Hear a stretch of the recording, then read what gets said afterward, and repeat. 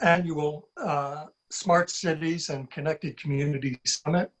My name's Clint Vince, and I chair our energy practice in the US and co-chair our global energy sector with my teammate Emma Hand. We founded our think tank about 3.5, 4 years ago. It now has more than 500 thought leaders from around the world. This has been an unbelievably turbulent spring and summer, to say the least. And our cities and communities have been on the front lines. We've had the 3 C's of COVID, climate, and cyber, together with economic disruption and distress, social unrest with raw issues of social equity, systemic racism and human rights, everywhere from Minneapolis to Hong Kong. Our presidential leadership has not been effective on these issues, and the burden in many cases has fallen on leaders at the subnational level, our cities, states, counties, and communities. For me, the key words going forward are resilience, sustainability, infrastructure, and leadership on an integrated basis. I recently attended a board meeting of the World Resources Institute where we concluded that the essential thing right now is to focus on human health, environmental health, and economic health, and I would add social health to the discussion. In this regard, we have just added 2 important new pillars to our think tank. First is a pandemic and crisis response and infrastructure pillar. Clearly, we did not have adequate infrastructure for the pandemic, and the world has suffered. Regarding crises, we think these should be treated as the new normal. We should be much better prepared, not only for pandemics, but for cyber intrusion and continuous turbulent weather and other crises that we have not yet identified. We should have infrastructure that expects crises rather than being surprised by them. Finally, we have added a vital new pillar to address social equity, systemic racism, and human rights. We had an inaugural webinar to introduce this pillar 2 weeks ago with hundreds of participants, and it was one of the most moving and impactful sessions that I have ever experienced.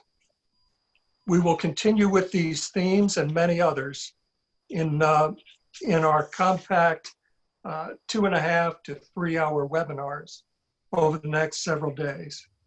We regret that we could not do this all together in person as we were able to at last year's amazing summit, but this year we boiled down our summit to the best of the best. We'll have 8 world-class keynote speakers and 1 highly exciting panel each day with breakthrough ideas and developments. To get us started and to wake us all up, our global chairman, Joe Andrew, provide our welcome. Joe is our law firm visionary, and he is the key architect of Denton's global strategy. He is well known already for his service as chair of the Democratic Party during the Clinton presidency.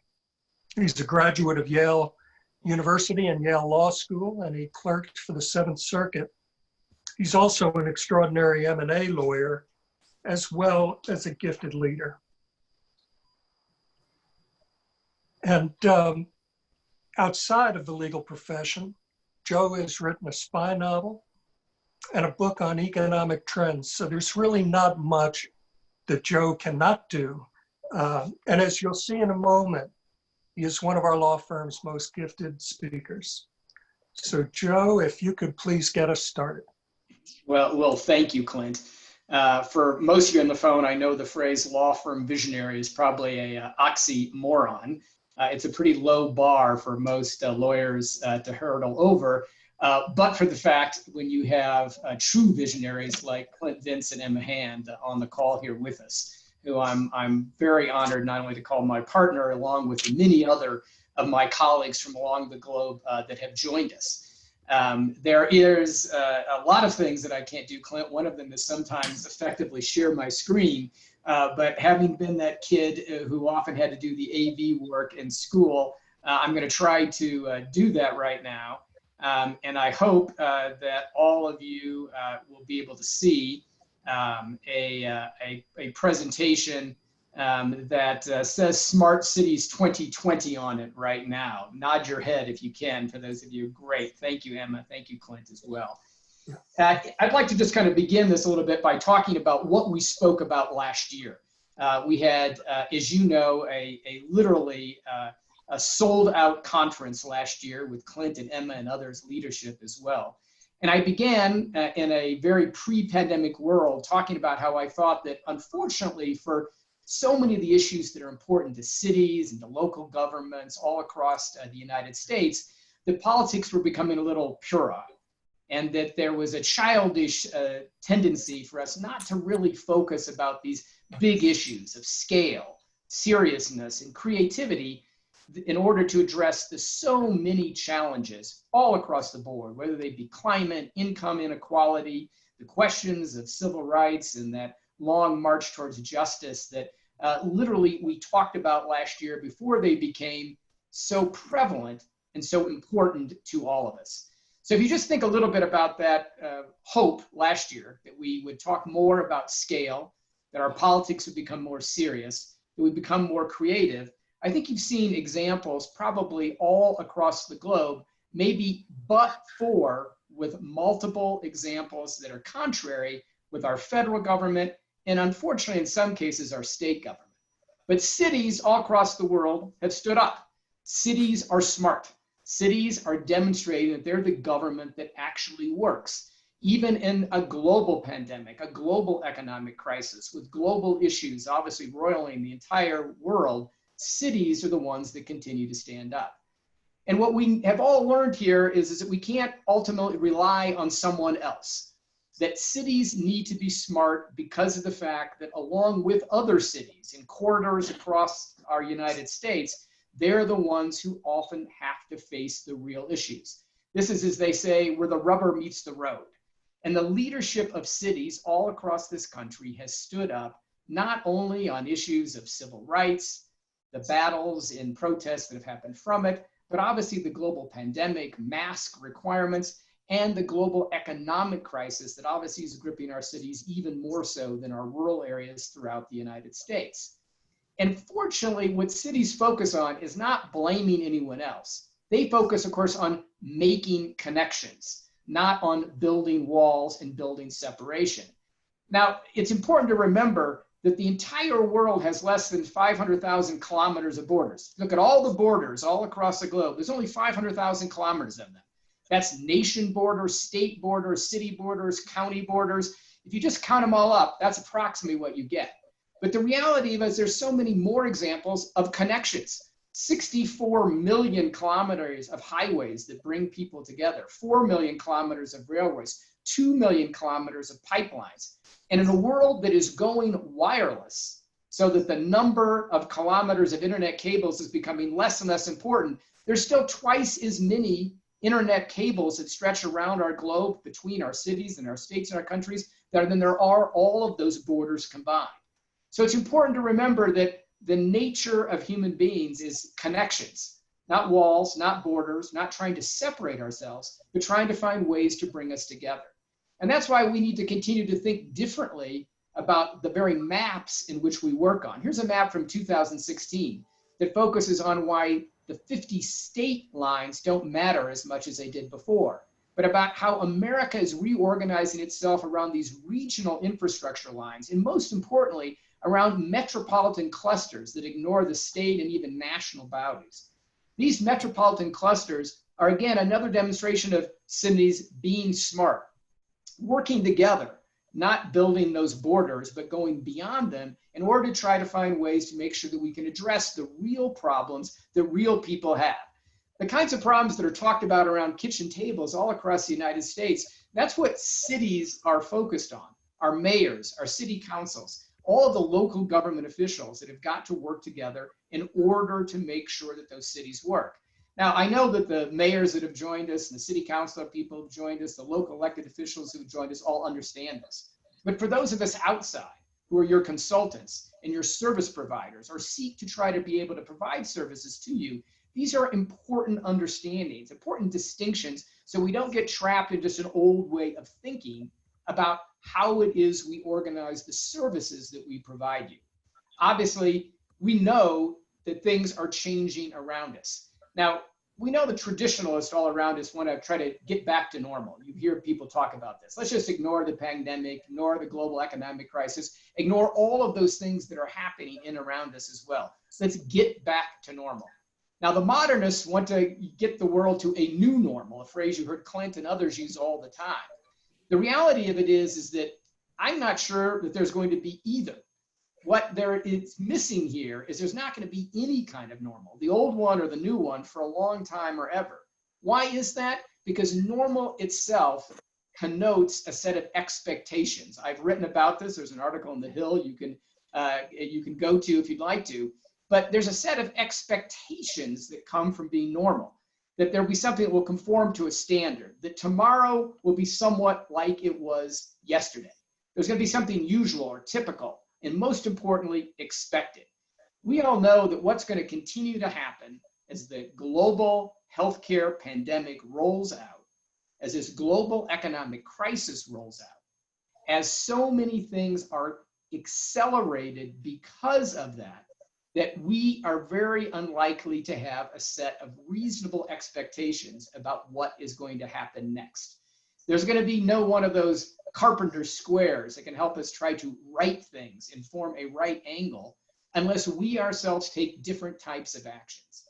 And that's why at Denton's, what I've been pushing is that we don't use this phrase normal or new normal. We talk about a new dynamic. There's a new dynamic that all cities have got to work with, and those of us who work with cities have got to focus on. And it's a dynamic because it's constantly kinetic, it's constantly changing. And change itself is accelerating around us. So every single trend line that was facing a city beforehand is still there. It's happening faster. We don't know and may never know what will literally happen next. But we know now that the challenge of our times is how we adapt to whatever happens next with this constant sense of acceleration around us as well. Acceleration itself, of course, was a trend line that we talked about even last year as well. We know that things are never exactly the same. A great quote here from the Greek philosopher Socrates, that no person ever steps in the same river twice, for it's not the same river as it rushes on by, and they're never the same person as well. But we recognize that that river is going faster than it ever has before. And if we want to find a way to swim, sail, or surf, we need to make sure we understand which direction that river is going, which direction the current is as well, and that we learn how to make sure that we can adapt so that we don't drown or get washed away on that riverbank as it continues to move. And these trend lines that we've talked about in the past will always continue to accelerate, but they've just found a way to accelerate it faster. So this is a chart that I showed you last year that's put together by Astro Teller, who has the best business card I've ever seen before. He is captain of the moonshots at Alphabet, what used to be called Google in the process as well. And what he did is a scientific mathematical analysis about the rate of change in 4 basic areas: technology, competitive threats, natural threats, and globalization. And what he demonstrated is you've got this basic rate of change century after century, decade after decade, until just about 2008, when, of course, this happened. All of you probably have one of these in your purse or your pocket as well, a mobile phone. And that particular technology was an example of a dramatically increased set of change, where change itself began to accelerate. Now, you all remember the problem with that, of course, is how do we adapt to change? because human adaptability simply does not happen at the same rate that technological change, the competitive threats, the natural threats like climate change and globalization have happened all around us. There's a gap here between that rate of accelerated change and human adaptability. Now, of course, lawyers, are not human. So lawyers, of course, only adapt even slower. And that's true of a lot of the professionals who work with cities as well. The gap is even bigger than it might be just for humans. Now, if you get a whole bunch of lawyers together, you get a law firm, and of course that adaptability even goes down even farther. So the goal of people in leadership like Clint and Emma and myself is, how do we close that gap? And more importantly, how do we help our clients close that gap? And that's what we've been focused on, what we've been dedicated to doing. But of course, then the pandemic hit. And every single one of these trend lines, and many more, actually accelerated even faster. Everything that we felt and saw that was coming, that we thought was 5 years off, some of it happened within 5 weeks. Some of it happened within 5 days. We at Denton's, for example, moved more than 80% of our 20,000 people into remote working outside of our offices within 5 days. Things that we talked about would happen over years happened in days. And cities all across the United States are dealing with those exact same issues, both good and bad. Things they hoped would happen happened much faster. Things they feared would happen happened much faster as well. And the reality of it is this Cornelius accelerant, the COVID-19 accelerant, is something that is happening in professions, in businesses, in every categorization of human commerce all across the globe, but particularly here in the United States. That change rate is exponential and technologically driven, but humans are actually adapting faster than we all thought was possible. All of my jokes before about how law firms wouldn't adapt very quickly were thrown out the window when you saw law firm after law firm, none the size of Denton's, find ways to be able to provide the level of services they had before. And that's true, again, across all of the professions, across all of the businesses. People found ways to make sure they could provide necessary services, whether it's in healthcare or technology or in all the professions that they might not thought were happening. We all know that obviously, necessity is the mother, invention is the necessity and of all inventions, and that we have to find a way to be able to continue to make what is necessary something that is creative. Now, we've not seen anything like this in the United States literally since World War II. The reality of it is, if you look at the last time that the United States literally came together and found ways in order to transform the society in which we lived in, it literally was that date in 1941 when suddenly we realized we had to accelerate anything and everything we did in order to protect the very concept of democracy that was key to all of us as well. That obviously is the challenge for us, to think about this as one of those events, as one of those times when humans can actually transform what they're doing more so than at other times in and around any of our lifespan. This is a key moment, and a moment we need to make sure that we can take advantage of. That's why we put together a new dynamic hub at Denton's as well, this basic concept that we can help all of our clients address their challenges, not just by providing legal advice, but other insights on quick pivots, leadership skills, scenario planning. And that has obviously been perceived, as you know, extremely well.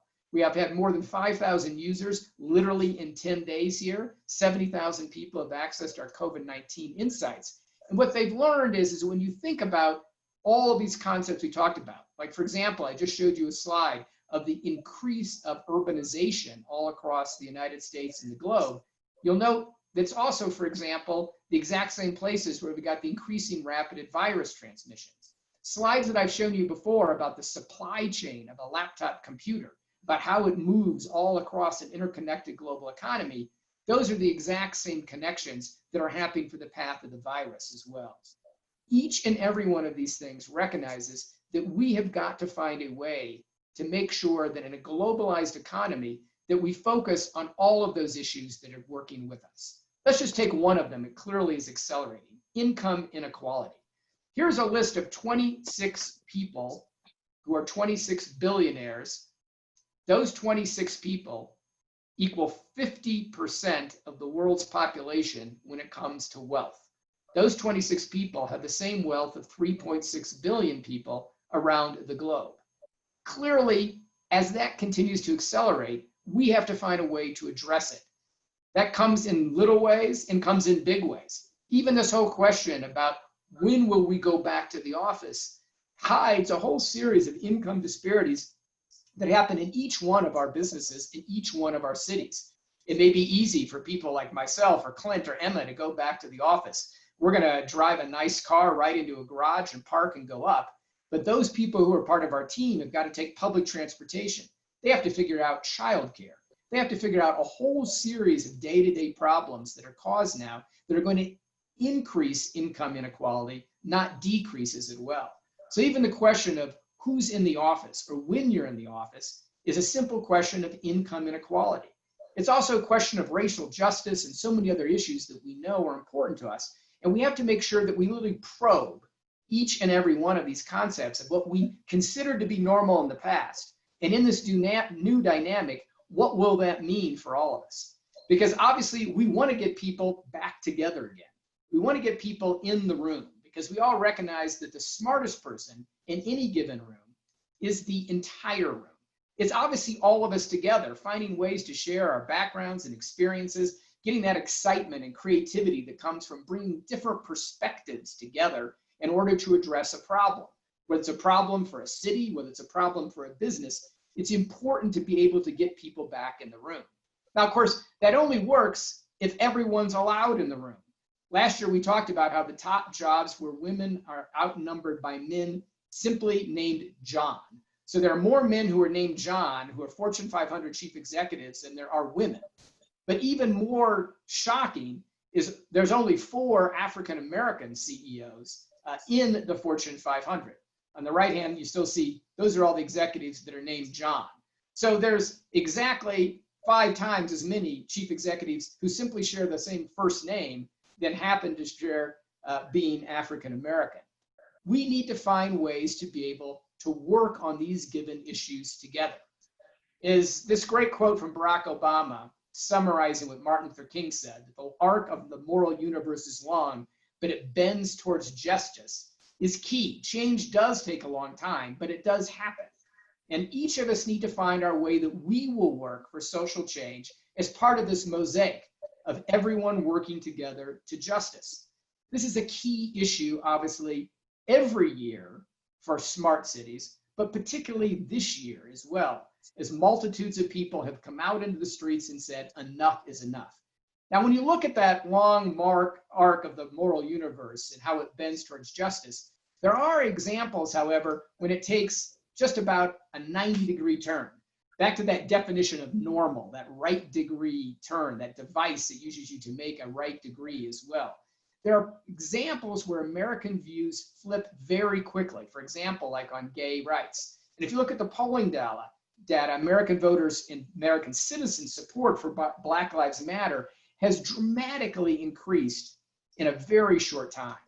And so if you go back to that fulcrum of change as well, you realize whether it's the Arab Spring or this 4th wave of feminism, gay rights, the Me Too movement, the March for Our Lives about gun control, and Black Lives Matters, you can make a right turn. You can take something that might be gently and slowly bending that arc to justice and get there very quickly. And that's got to be ultimately the goal for each and every one of us in this new dynamic, is how do we use this fulcrum of change to simply bend that line? Let's get to justice quicker than we ever could before.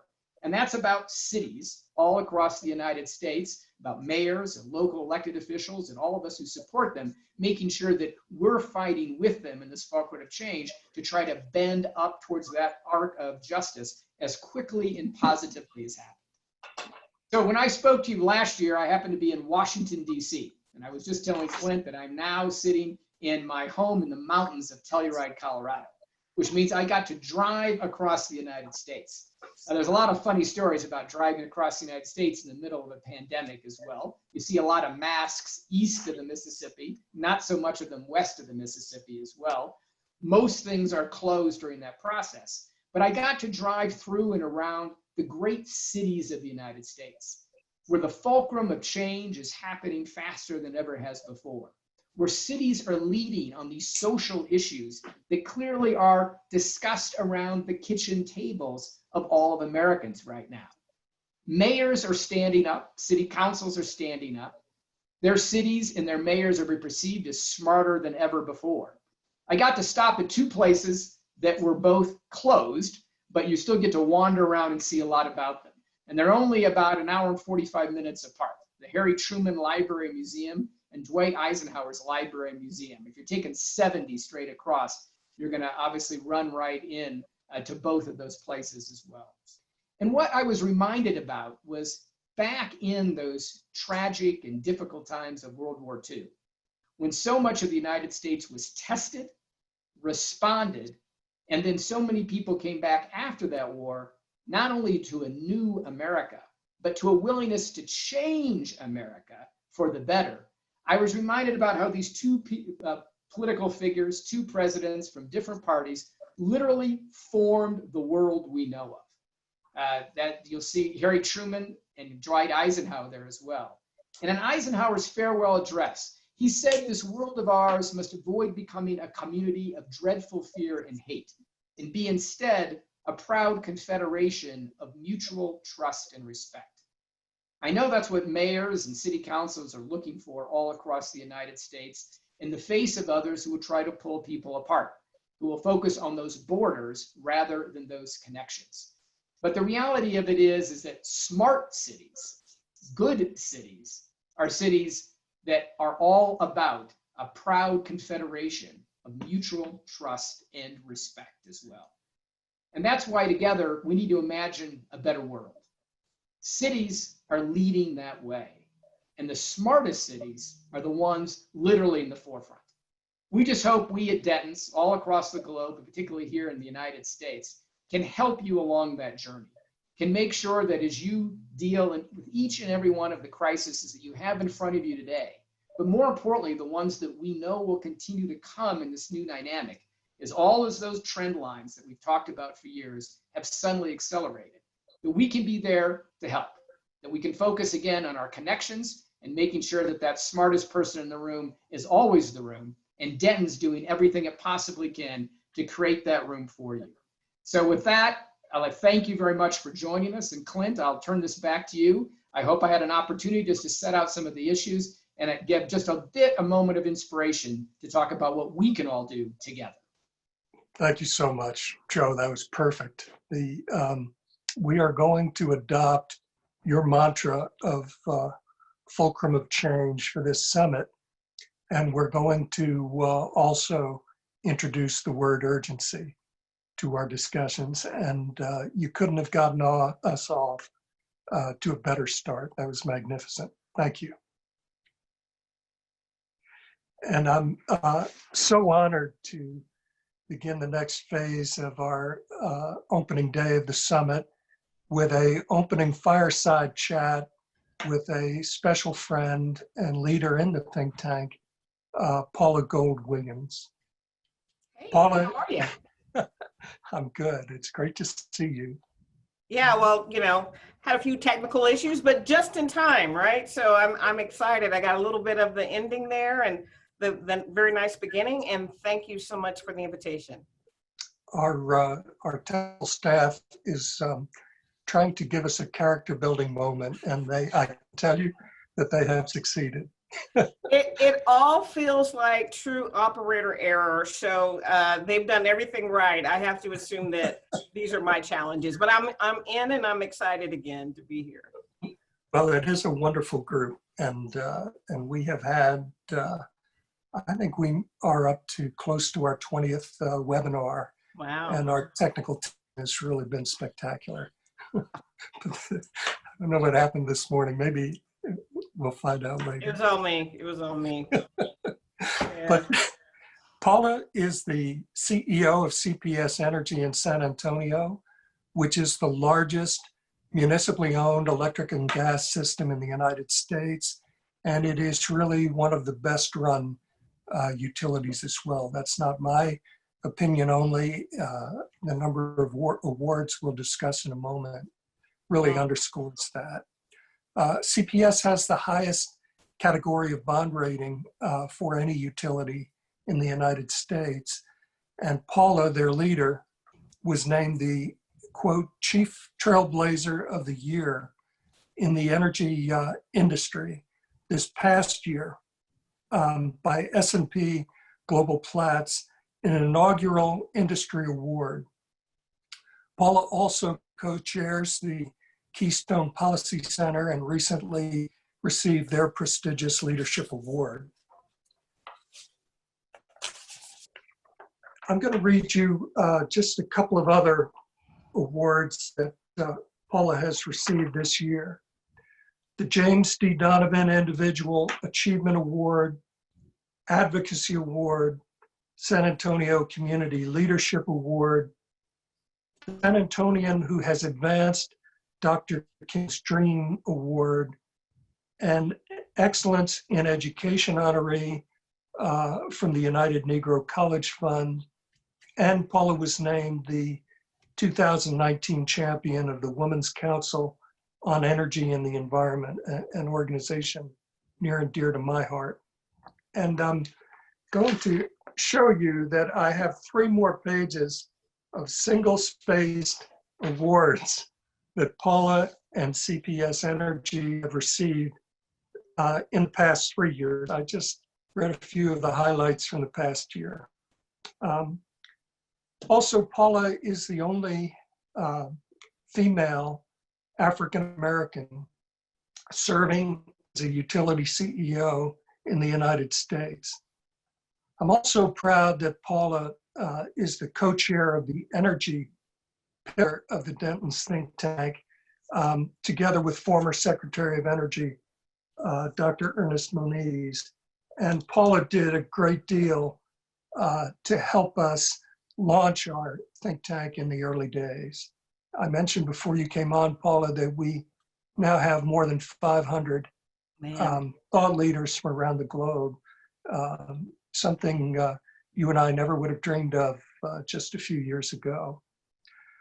Paula, as the only African-American woman serving as a CEO of a utility in the United States, what are some of the things that you are telling your own utility and your team at CPS, and also the San Antonio community on essential issues of social equity and systemic racism? You know, I've been fortunate. I think I've told this story a bit, but my team has responded so openly to the discussion. I have talked to a few other CEOs who have struggled, and in a weird way, I initially struggled to talk about Mr. George Floyd's experience and our loss of him. And I did because, you know, in some ways as a CEO, when you're the CEO of all people, I mean, I have white, Black, Hispanic, you know, Asian, every nationality that different parts of Africa. You know, sometimes you feel like you are imposing your will on folks, and so people probably assume that I lead with my passions and my own prejudices. And so trying to figure out how do I have this conversation and let it be organic is kind of what really happened, because my team was so affected. And again, the wide range of people were affected. And so, you know, talking about it in the most extreme ways, I still believe that this issue around policing is the worst of what we see, but it is not it's not the origin of the systemic racism that minorities often feel. It really doesn't always manifest itself in something as violent and unnecessary as we see in all of these headlines. It exists, just period. And so I've used this to tie it back to the things I've talked to my team constantly about, which is making sure that we are developing people of all different backgrounds. Make sure that we don't inherently try to seek people who look just like you. And even if you're African American, it's not a matter of the visuals, it's a matter of the character that people have, and it's a matter of them being what I call imbalanced, that you can be technically competent, but are you emotionally intelligent and willing to do the work around developing people because they're people and not because of what they look like and where they come from and how they speak and all of those things, which is something I've always talked to them about. But now putting in light of this era that we are in, where COVID in itself makes us worry more about the future, but now we're worried, I think, more about the character of our nation, not just our health, but our character and our beliefs and our emotions. And we're asking really hard questions of ourselves. So I've been fortunate that my team has been open to that, and I've responded as much as I could in talking about it and talking about it freely. And then again, here I am with, in the Denton's arena, being given the opportunity to share our voice and our belief that we have a people first philosophy, and it means all people. And that also means, sexual orientation and religion and all of these things that I think we have to rise above now more than ever. We've been talking about it forever. We've been living with oppression for hundreds of years, but here we are in a place where everybody can be introspective. And so I'm excited about that. Paula, how you are in a hot spot for the pandemic right now. How are you getting ready? How are you prepared to deal with the pandemic as it hits CPS, protect your workers in the critical areas like the operations control centers? What is CPS doing in a general way? I always refer back to the old EDS commercial where, they are rebuilding the plane while they're, flying it miles in the air, and it seems like a ridiculous notion, and we've talked about it before, but it really does feel that way now because, we are an essential service. A utility must keep its operations going 24/7, 365. And so we've had to keep everything going, manage to the different orders that have pushed us into the stay-at-home period, tried to bring us back forward. And now, in fact, in San Antonio, we've seen, I think we're experiencing our second wave, and we're seeing record numbers of people being infected in the community. And I often tell people that the energy company, we are completely what they call vertically integrated, in that we can generate power and we have more power than the community needs, and then we sell power to keep the state grid stable. But we also are in the transmission business. We're in the wires and distribution business, and in the retail aspect of it. We have everything from wage scale employees and engineers and accountants to attorneys and nurses and marketing professionals, policy people, all different careers. So I oftentimes say, CPS Energy is a city within a city.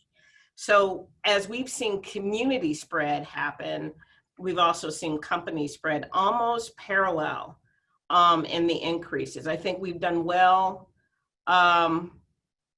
in general, but we've seen more infections. We've seen record numbers of people having to be quarantined because of their experience. We are a connected community. I always say in San Antonio, you're probably only about 2 degrees of separation that somebody who knows somebody. And we have a heavy medical industry here. So a lot of our employees are married to people in the medical field or have family members and those kind of things. And the real issue we're finding is we're experiencing all of those connections. And so if the medical profession is exposed and our employees are exposed, We spend a ton of time keeping operations going, but we're taking temperatures, we're talking to employees, we're sending messages, we're sending text messages, send word now. I send Bitmojis all the time, trying to keep it interesting and at the forefront of people's minds that everything matters. I mean, you can't quite tell, but I have my normal face mask, but face mask, social distancing, all of those best practices. We are diligent. The challenge though is the summer. People have cabin fever. Not everybody wants to stay in for the summer. Their kids are having incredibly difficult years. Graduations are off and experiences are off and travel is off, all of those things. So emotionally, we spend a lot of time talking to our employees, planning, adjusting, creating new procedures and tools and all types of things, everything down to PPE to what can we do emotionally to help someone in terms of carrying calls and looking out for their families, those kind of things. Relative to our business operations, we have been studying and have created a plan to sequester our employees. It's ready to trigger when we're ready to go. We have 3,100 employees, but strategically, I would say, I mean, this is a off the cuff comment, but 50 people down, as you say, Clint, relative to our major operating systems could cause us extreme trouble. And so we've created these sequestering plans. Again, difficult for employees to, think about. They may be away from their family from 6 to 8 weeks at a time. And then we have to think of, again, new support systems for that. How do we help take care of their families while they have to make this transition and all of that? So it is a constant, don't take anything for granted, communicate, don't trivialize people's views, ask them to speak up, ask them to weigh into, programs like the sequestering program. How can we make it better? How can we get more health professionals to help us shape the right programs and outcomes? It's just, it's somehow taken a 24/7, 365 business and exponentially made it more complicated, but at the same time, being present. So we're just trying to think it through and open ourselves up to feel like we don't have all the answers, but we can develop them with great connections and continued partnership. Thank you, Paula. I know that when we first began looking at this on behalf of CPS, we encountered so many unexpected hurdles. Your first line workers were not identified as such, so we had to have that change from a policy standpoint. We couldn't get initially testing very easily for your team. Yep. We had very good cooperation from the medical authorities in San Antonio, but they were very heavily constrained. What advice do you have going forward to help us, really develop greater preparedness, not just for pandemics, but for other type of crises, cyber and turbulent weather, et cetera? Because I think there's widespread perception in the United States right now that the federal government was not prepared for much of this, and the burden fell on cities and states and counties and communities. And those communities did not have adequate infrastructure. I think they were depending more on on support from the federal government. I would say I believe that that the problem is oftentimes that we assume things can't happen, and we assume that things will be easier than we think, instead of assuming that they really could manifest into something unimaginable. A couple of things. The comment about utility workers, and it takes 3,000 people, 3,100 are our wage scale and craft employees, represent almost, approaching 50% of our workforce, but they need everybody around them and behind them to execute the normal operational activities. We did have a huge problem getting identified as mission critical to the nation. And while I think we made progress, I think we can't give up continuing to create that deeper and quicker connection between what has to happen so that we can get connected to the best testing and the best, along with others, right? We're not trying to supersede, but we're in the pool. And I think we made some inroads, but it wasn't as formal as it should be. We've got to stay vigilant about continuing to have that conversation. For example, again, there's nothing. Yes, you have to have medical professionals. They are at the forefront of the actual fight against this unimaginable impact to the globe. And we have to worry about their safety and their diligence and how do we keep them fortified and safe. That's true. And of course, we have the supporting, police and fire that do have a role in managing the community. But if we don't keep the power on, then those things don't happen. And so, as an example, if there's a fire in a building, the fire department needs us to go and check and make sure that all the power is cut off before they can really do a great fight against that fire. And so again, continuing to have the utility industry talk to legislators at every level, for sure the federal, state, and local levels about that, and continuing to work on a strategy that ensures that there's connections all the way through with the utilities. So we are reinforcing why it is so important to keep us then connected and aligned to the major strategies of sustaining the nation, I think are critical overall. And I also believe that, again, there's so many predictions about when will we have a vaccine and when will we have antibodies that really actually help us in the deterrent and prevention.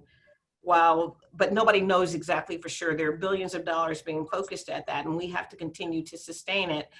And while this is really unpopular, the point is this too shall pass. I really believe that, and I believe we will find a vaccine and we will get through it. But we also have to prepare because there will be another pandemic. There were many pandemics before this, and there will be other pandemics that come. So our ability as a nation, being collaborative and thinking this through and thinking about how to be more preventative in the future. How do you get yourself ready for this next potential of variation of COVID-19 or something completely different? Those conversations have to keep happening even when we restabilize, because that's what risk is, and that's what happens in a community. New stuff pops up all the time. My father-in-law, tell a quick story. My father-in-law is really special to me, and he was a wage scale employee. He worked for the Brewers Union, and he worked for all the brewers in San Antonio, and very wise. He had a chance to go to college. Talk about Black Lives Matter. He had a chance to go to college, and I didn't know this till about 15 years ago. And I was talking to him, and he goes, "Yeah, I had a full scholarship to go to college." And I said, "Wow, you chose not to go to college." He goes, "I didn't know that. Why would you do that?" And he goes, "Come on, Paula. If I went to college back then and got a 4-year degree, I'd still start out as a wage scale employee because education for African American really didn't matter." And while I knew that, I wasn't really consciously always, again, remembering the past history and putting into context and figuring out where it is. Now, the thing he says to me about change, he goes, "So you always have problems," and he'll say, "Tomorrow," he goes, "You might as well deal with the problem you have today and get ready, because tomorrow you're gonna have a brand new problem." And so don't put things off. Keep the conversations going and keep having ways to think about how to solve them. What did we learn? And what did we collectively learn, Clint? Not just what did CPS Energy learn, but what did we all learn about this whole thing? And how do we have a better view of, again, all the things that need to happen in prevention and vaccines and getting a full network of solutions to people who are on the front line, those kind of things. And again, my father-in-law is brilliant, but he didn't have the opportunity to go to college. And I, oftentimes think, well, golly, what if he had? Because he still tells me in many ways how to solve problems and be a good person. Well, you've got great genes within your family, and it looks like you've had great advice from your loved one's family. I'm not surprised, knowing your family, knowing your husband as well as I do. Paula, we have just a moment left. Yes, sir. Joe Andrew spoke in his inspiring opening talk about the fulcrum of change. And we decided to make that the theme of our summit for the next couple of days, and to also insert the word urgency. As you look at your leadership positions, not just within CPS, but within the San Antonio community and nationally, with your positions such as co-chair of the prestigious Keystone Policy Center, what is your most urgent goal for the next 12 months? I know you probably have many. What's at the top of your list? Interestingly, I mean, I do have a lot of things, to do, but interestingly, development of people, even during this time frame.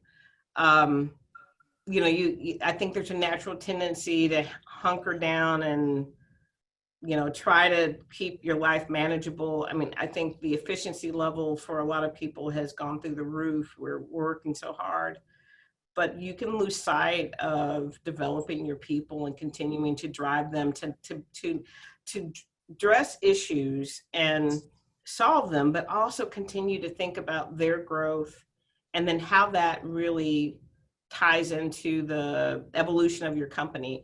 So we are increasingly finding more capacity, or creating more capacity. We're making sure that we're continuing to have strategic discussions, and that we're thinking about how do we get everybody again having career conversations, telling us what they're interested in, using this time to move resources around, touching base with, we had to cancel our on-site internship program, but we created a virtual internship program that also connects executives in the organization with students on a more, I think, personalized coaching and mentoring opportunities. So we're using the tools that we have and the constraints that we have, and making our challenges our opportunities, but still transitioning to focus on developing our people. And I think that's a huge thing. Our customers are number one, they're our beacon. But if we're not constantly bringing our employees up to meet those standards at a time when we need their skills the most, and we need to value them and remind them how much they are valued, then I think we're going to fail our customers. So most people probably wouldn't think so much about their development of their broad workforce, but I'm spending a lot of time thinking about that. I know this has been a high priority for you over the past several years, and I know that you have done a lot, given the innovation-based aspect of CPS Energy and your modernization of the grid and so many innovative breakthroughs. I know that technology and innovation is something that you're particularly proud that you've been able to assist your workforce in developing. What do you call, you have an expression, I wish I could remember it, for CPS as an opportunity for new employees. Do you recall that? I'm You're putting saying you on it this so spot. eloquently. I'm never that eloquent as you are. So I am not sure. Sorry. I think you described it as an opportunity for technology to become a innovator and advanced technology worker. I think that was how you expressed it, and I know you did some workshops around the city, which were really highly regarded. Well, we do try to explain to everyone that that the evolution in the industry is coming, and it's better to be a part of it than to sit on the sidelines and wait for winners and losers and other drivers. there's no reason right now that women, minorities, non-minorities shouldn't be jumping into the industry to help make change, and innovation is changing it. I will say that I often tell our people, we as a utility, and we've been around for 160 years, we're not a tech company per se, because we can't spend that time of resource on things, but we do need to be absolutely tech enabled. We do absolutely need to be inquisitive and really interested in new things, new ideas. We're going to launch a new, we call the Flex Power Bundle. We're going to go global. Some people say this is the worst time to go global, but we want to go global, and we want to, again, put out the good and drive the industry, even in the face of change. And we believe that because we have these tools, that we can still connect to countries around the world and not be limited even by the absolute need to travel. We think we can augment it and find ways, and again, be on a path to bring in over 900 more megawatts of new solar, more energy storage, more firming capacity to encourage other industries to come in. And then when they do that, we become their partner in our new energy economy. We study what they do. We figure out how to blend what we have with what they have. And again, our goal is to provide growth to our employees, but some of the best technology around. And ultimately, San Antonio, my vision is that we become a pilot capital for new energy projects. And to do that, again, we need to make sure that all of our people are looking and interested in those things and trying to figure out how to blend them all in. So that's our path, and we're excited to talk about those things, even in light of the major challenges. And we think that's a pathway to social equity, to getting more programs to customers and all of those other things. I think you've just given us an example of why you received the Chief Trailblazer of the Year in Energy Award this past year from S&P Platts. And I just want to thank you, not just for today. 2 weeks ago, you helped us launch the inaugural webinar for the newest pillar of our think tank on social equity and systemic racism and human rights. And that is, we already have phenomenal leadership for that pillar, and we're off and running. And also special thanks for all that you did in helping us get this think tank off the ground initially. So I wish you a great day, Paula, and give our warmest wishes to everyone in San Antonio and at CPS. Ladies and gentlemen, we're going to resume our, this is actually the third annual Smart Cities and Connected Communities Summit for Dentons. As I mentioned in introducing our global chair this morning, Joanne, we started our think tank about 3.5 years ago. We're now up to 500 thought leaders from around the country, and we have plucked 5 of our most impressive thought leaders for our discussion today. Joe introduced a theme in his initial welcome, talking about the fulcrum of change. And I have added the word urgency to that. And so I think that what's most impressive to me is that each of you do represent that fulcrum of change, also with a keen sense of urgency in your respective leadership positions. I'm going to start with Rodney Ellis. Rodney is a Harris County commissioner just surrounding Houston and a senior advisor to Denton's public policy practice. Rodney also is the person who convinced me to add the word communities to our Smart Cities and now Connected Communities think tank. And I've always been grateful for that sound advice, Rodney, as we look at not simply metropolises, but also connected communities around the world. Rodney has an MPA and a law degree from the University of Texas. As with Paula, Rodney has way too many distinctions and honors to be able to list today, but there are just a few I would like to mention that are reflective of of Rodney's broad contribution to his community. These include the Frederick Douglass Award for Equal Justice, the Texas Child Care Legislator of the Year Award, the National Women's Political Caucus Lifetime of Service Award. Rodney's a very special man and a steadfast supporter of our think tank and an extraordinary leader.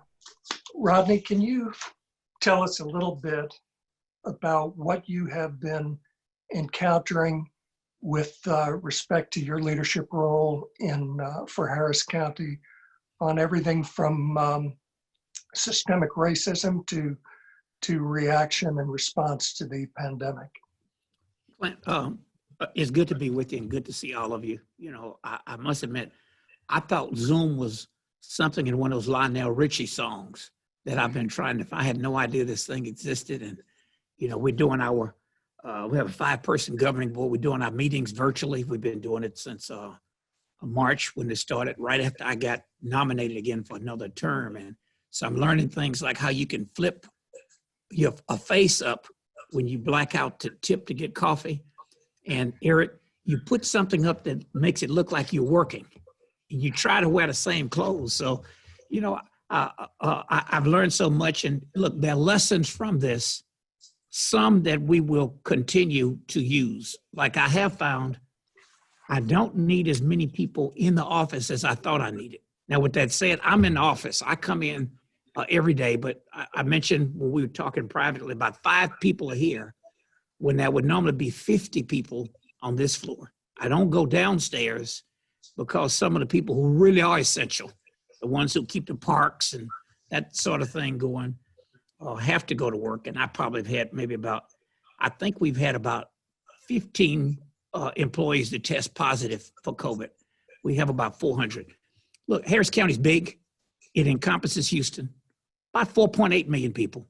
It's larger than 26 states. Annual operating budget about $5 billion.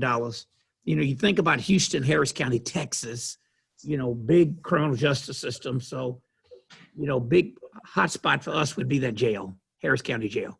We've not done as much as a result of COVID as New York, Los Angeles, Chicago, Cook County. We now have the 2nd largest jail population in the country, in the county jail, right behind LA, which is sort of embarrassing because LA is twice the size of Harris County.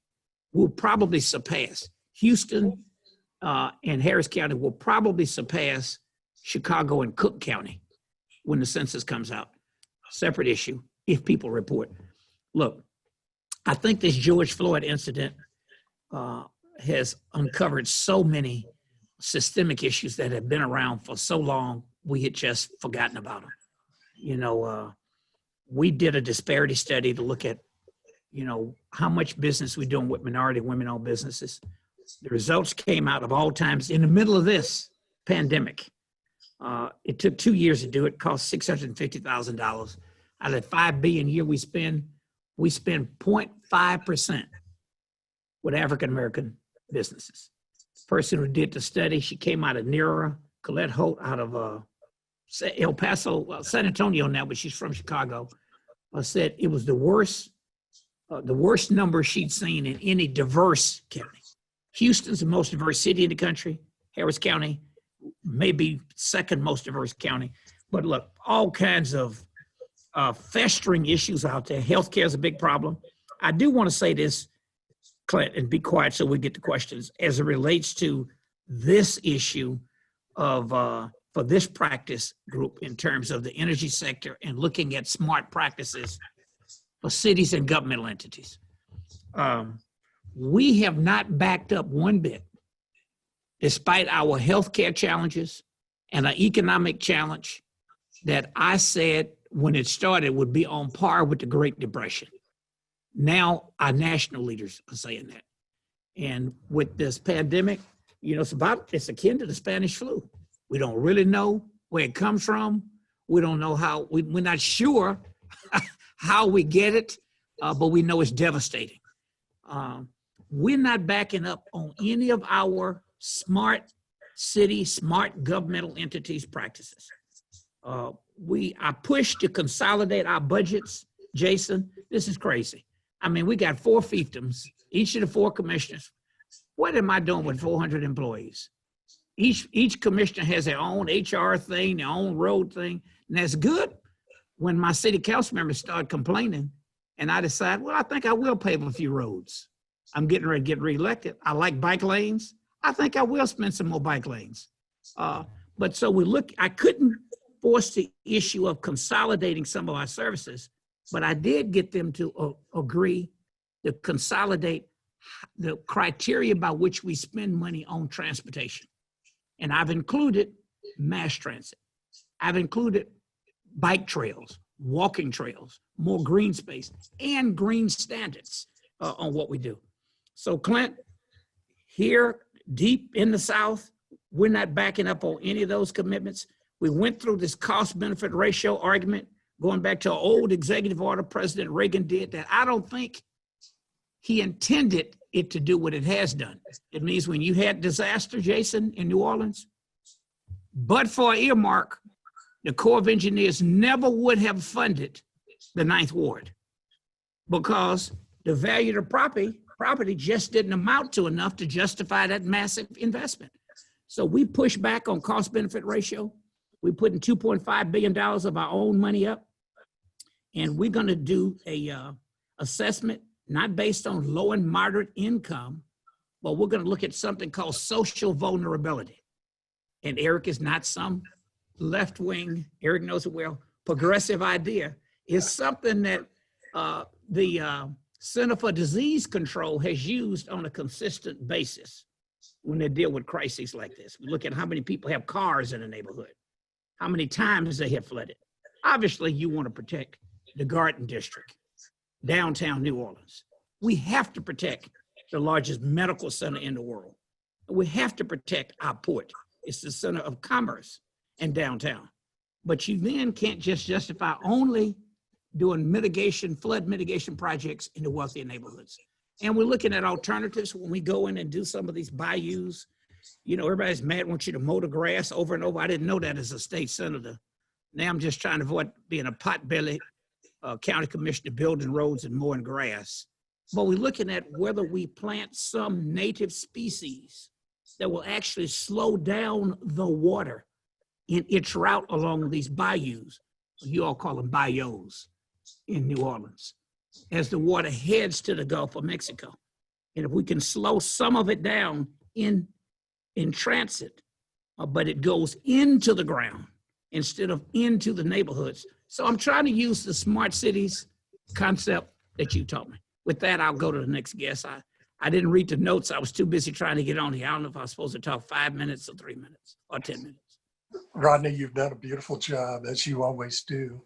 And we will, I'm going to introduce our next panelist, Dwayne Hiley.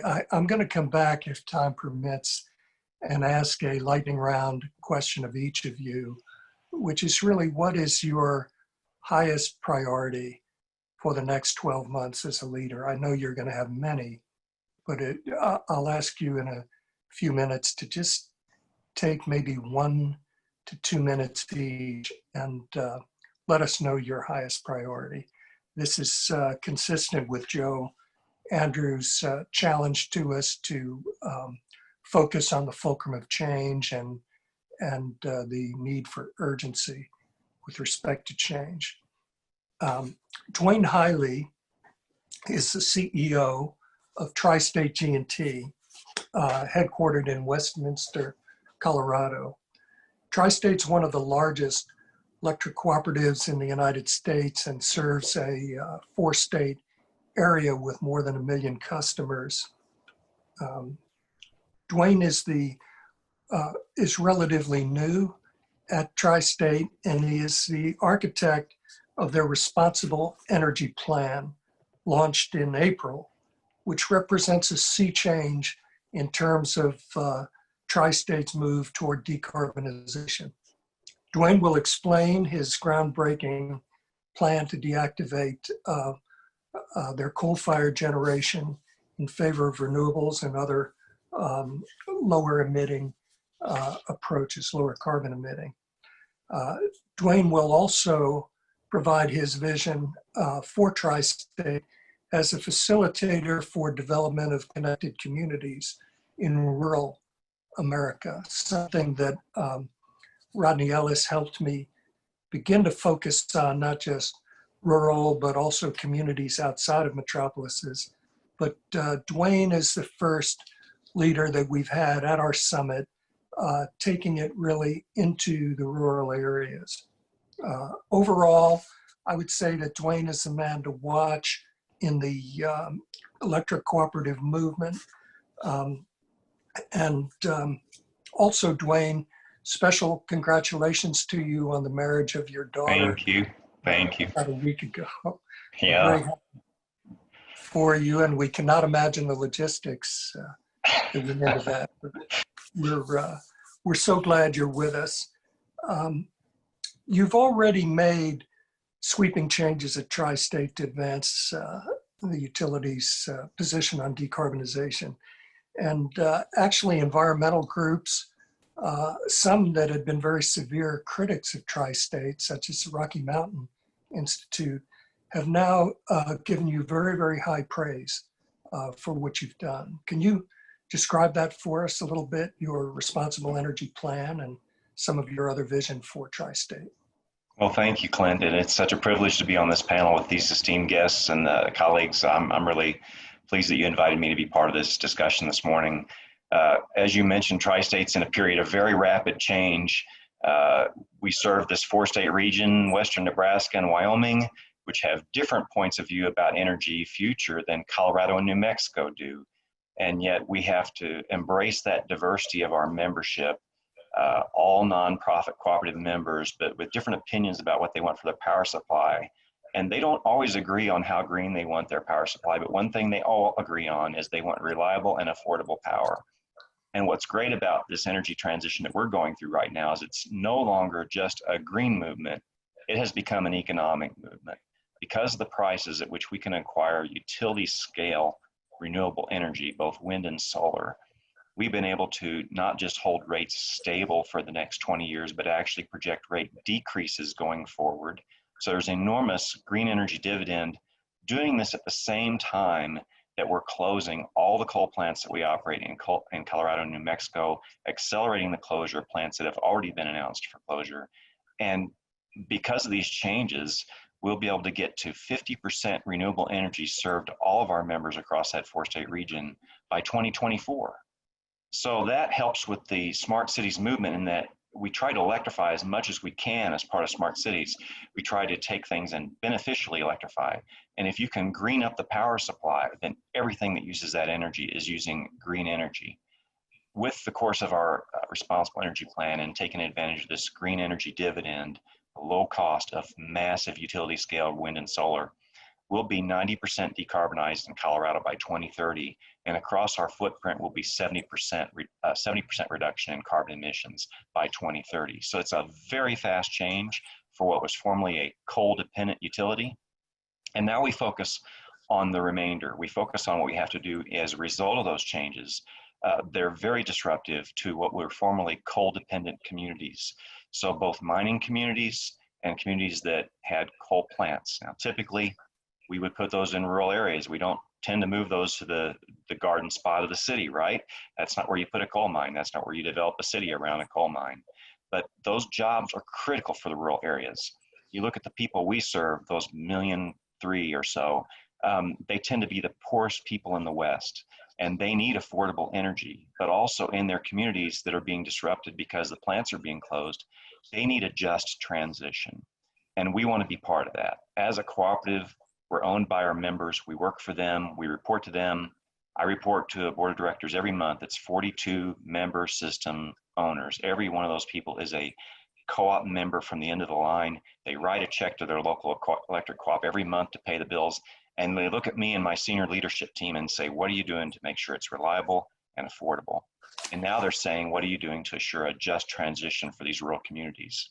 So what are we doing? Well, first of all, we made sure the employees are taken care of, and the board was very generous to make sure that the employees that are disrupted will receive a smooth glide path, an opportunity for remaining income for a period of time as they depart their job, to remain on health care, and to take advantage of educational opportunities for retraining if it's possible in their area.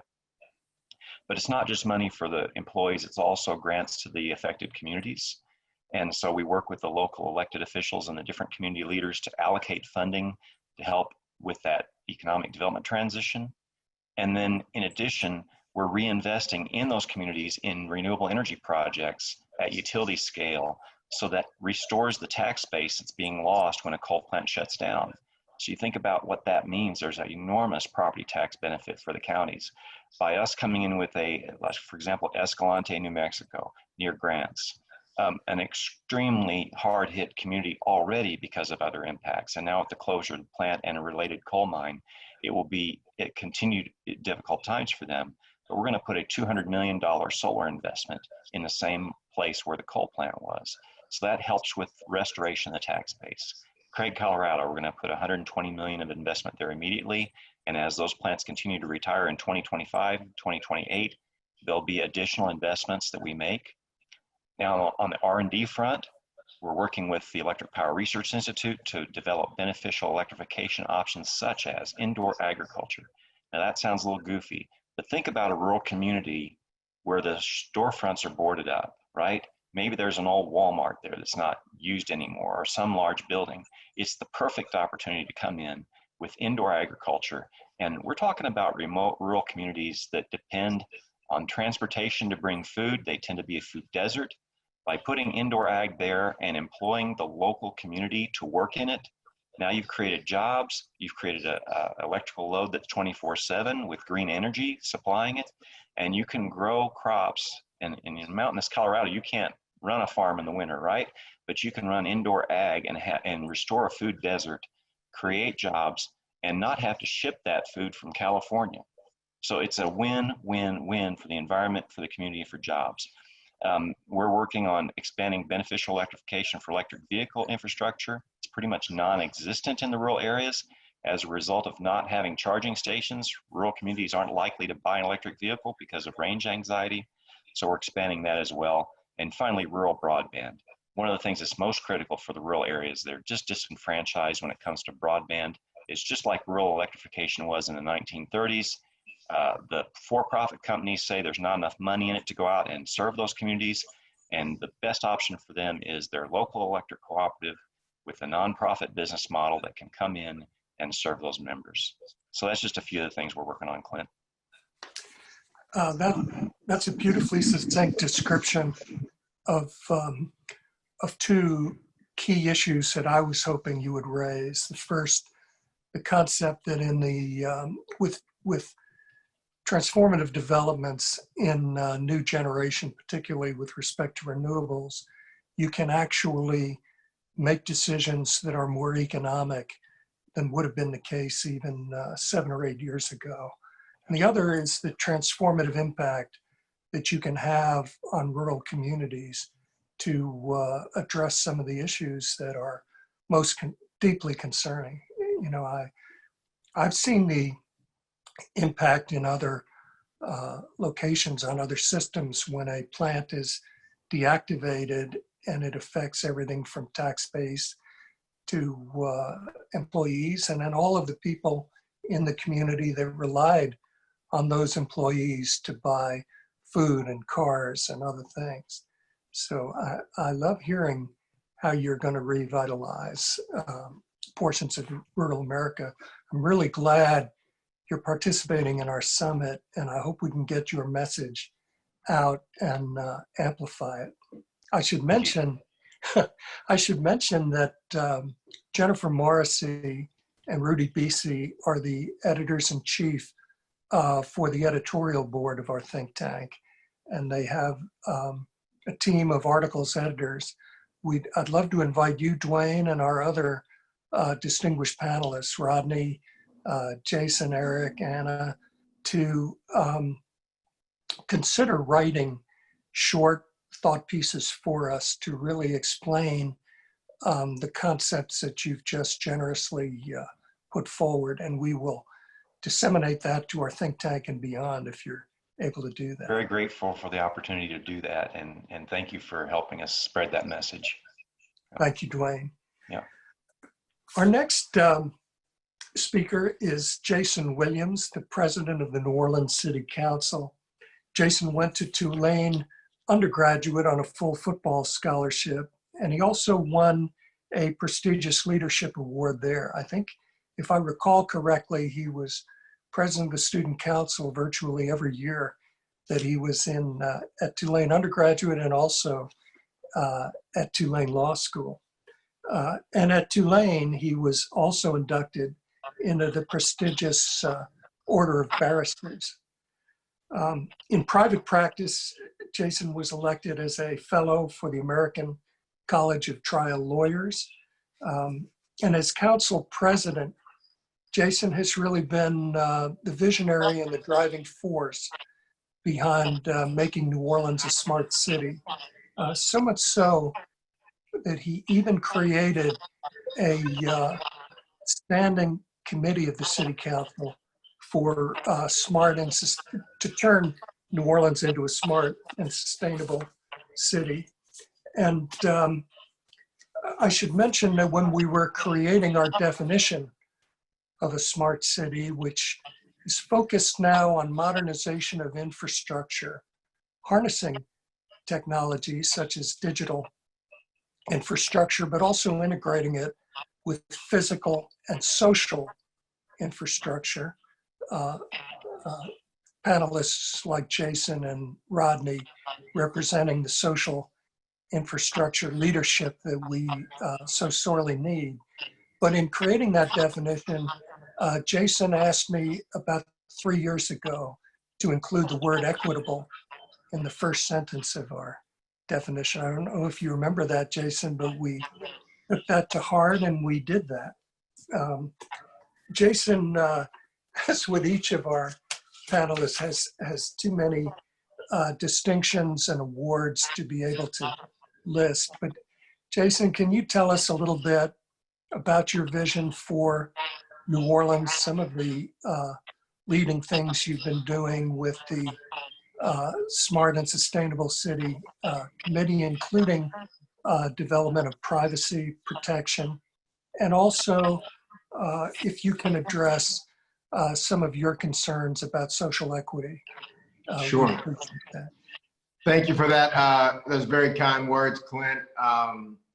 This global pandemic, I think, has really reset all of our perspectives in terms of priorities and possibilities in the world of smart technology.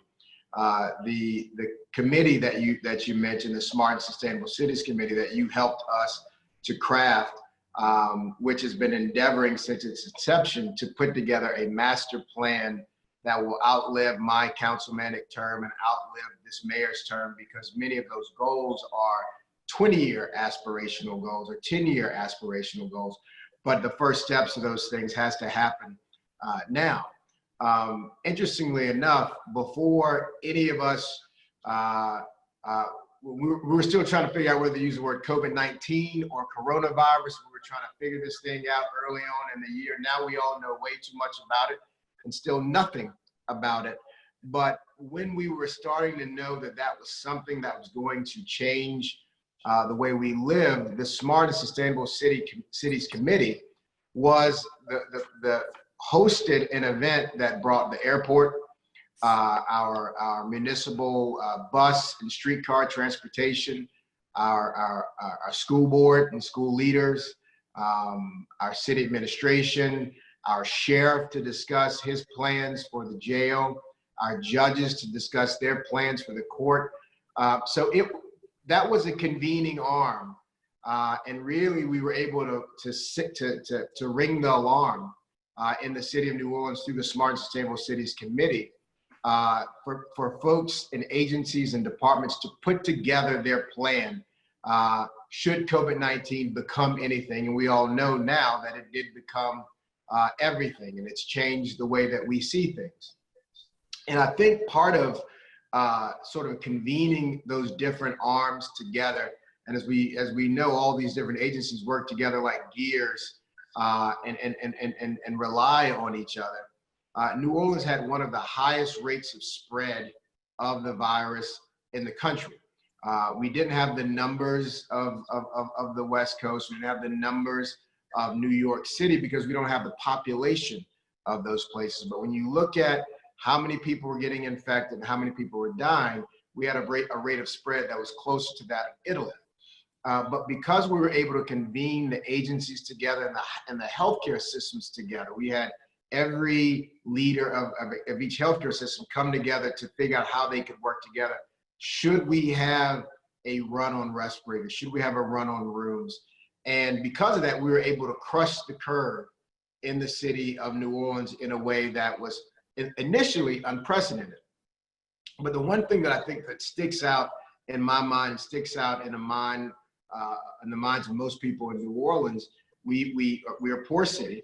We do not have a robust middle class. We are the highest exoneration rate of the wrongfully convicted in the country. For a while, we were the most incarcerated city and state in the country. And so at a time when this global pandemic has literally shut countries, cities, banks, businesses down, it did not shut down this other American pandemic of racism, of social injustice. In fact, what it did was it created this self-induced coma, created a pause that shut down many of the things that distract us from seeing the plights of our neighbors. And when we really talk about it, the Internet of Things and data and streaming and digital connectivity is what allowed us to see injustice in Georgia, injustice in Minnesota, in real time, in high definition. We all had to live each other's pains. And so it's interesting when you think about the civil rights movement, not that long ago, but long enough for some folks not to remember the details of it. The thing that really spurred national outrage was when news channels and newspapers began to show the images of women and children being hosed with fire hoses and having dogs put on them. And now the Internet of Things, the digital connectivity is doing that exact same thing on this next precipice of a place that we need exponential growth. And so when we talk about expanding this virtual world and the Smart Cities Initiative, in my city, we've had to rethink our master plan. Things that were a priority, when we first talked about our master plan, we've had to shift a little bit. We're a hospitality city. We talked about having kiosks and wayfinders so that a tourist visiting the city of New Orleans could figure out their next meal or figure out their next event using a kiosk they might run up to and just use like a huge iPad.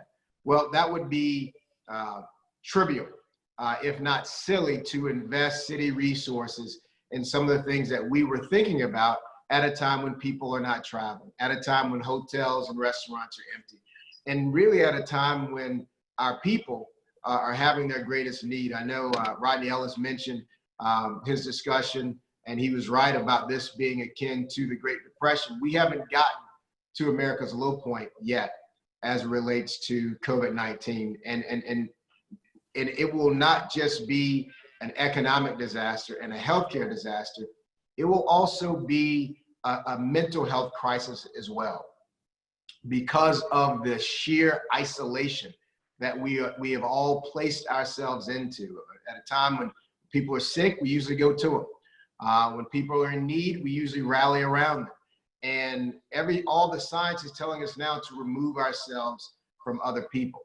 But the one thing that allows us to keep that emotional contact and to shrink that emotional distance when we're asking for social distance is what we're doing right now. We are connecting via these instruments in real time in a way that has not stopped the think tank. And we have to figure out ways that we are connecting our senior citizens who are even more isolated, those who who have other challenge and compromised immune systems. And frankly, our children. We are going to lose a generation of children who do not have the connectivity or the technology to keep up as we're asking them all to virtually learn. And that is one of the things that I'm going to be focusing on. Clint, when we talked about shrinking the digital divide in the city of New Orleans, we were looking at that as an aspirational goal. But now we're forced to put that at the top of the list to make that a goal that we can accomplish in 1 year's time. Because if we allow a class of kids to not learn at the rate that they need to learn, then we will pay that price dearly for years to come. So I'll just throw those things out for now, and we can pick back up on whatever we want to as we move forward. Thank you so much, Jason. I do remember that, solving the digital divide has been one of your highest priorities since the beginning of the formation of your standing committee in New Orleans. Now we take so much for granted. Our law firm of roughly 20,000 people went remote, as Joe mentioned earlier today, on 5 days' notice.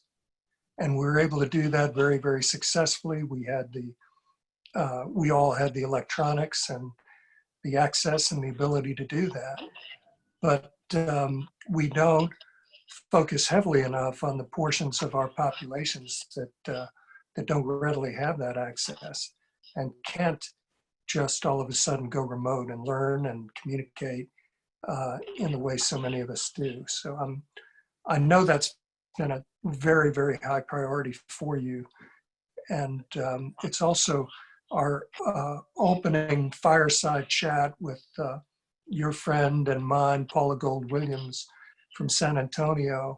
I know that's a very, very high priority in San Antonio as well, for the same reasons that you've expressed. Let me now introduce Eric Tenenblatt.